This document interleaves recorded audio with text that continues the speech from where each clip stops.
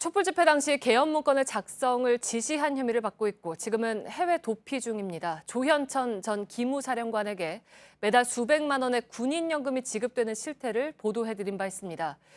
JTBC 취재 결과 이번 달부터 그 연금이 끊깁니다.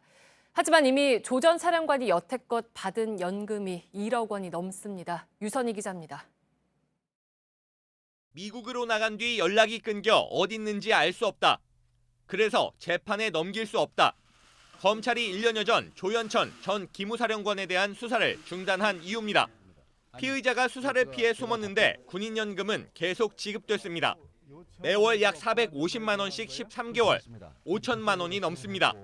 계엄 문건 수사가 시작된 2018년 7월부터 계산하면 8천만 원, 퇴역 직후인 2017년 말부터 계산하면 1억 원이 넘습니다. 내가 낸 세금이 범죄자가 도피하는 자금으로 활용되고 있다는 것. 군은 지난해 9월에야 군인연금법을 고쳤습니다. 1년 이상 외국에 나가 있는 퇴역 군인은 매년 거주지가 적힌 신상신고서를 내야 연금을 주겠다는 겁니다.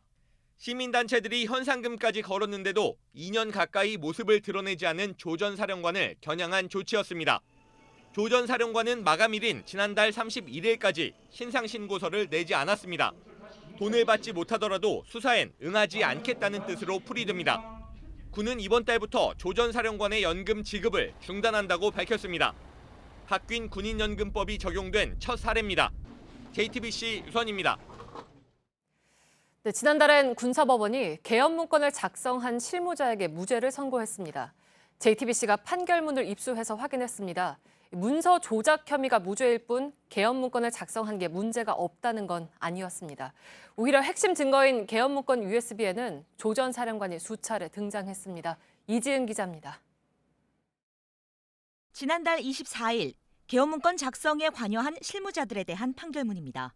검찰이 복구한 계엄 문건 USB에서 9개의 문건이 나왔다고 적혀 있습니다. 이 가운데 초기 작성된 2건과 마지막 1건을 뺀 6건의 파일명은 사령관 보고라고 돼 있습니다. 조 전 사령관이 첫 지시를 내리고 장관에게 최종 보고했을 뿐 아니라 문건 작성에도 계속 관여했다는 것입니다. JTBC가 지난해 11월 보도한 계엄 문건 실무자들의 진술 조서에도 같은 내용이 있었습니다.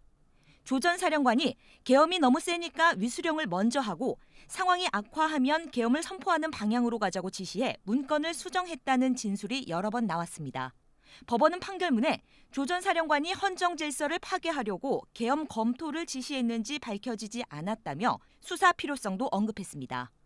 조 전 사령관 혐의가 밝혀지지 않아 문서 조작 여부도 단정하기 어렵다며 실무자들에게 무죄를 선고했습니다. 조 전 사령관 도피로 윗선으로 지목된 한민구 전 국방장관과 김관진 전 국가안보실장 수사도 함께 멈춘 상황. 계엄 문건 위아래 연결고리인 조 전 사령관이 1년 이상 도피하고 있지만 검찰은 아직까지 그 흔적도 찾지 못했습니다. JTBC 이지은입니다.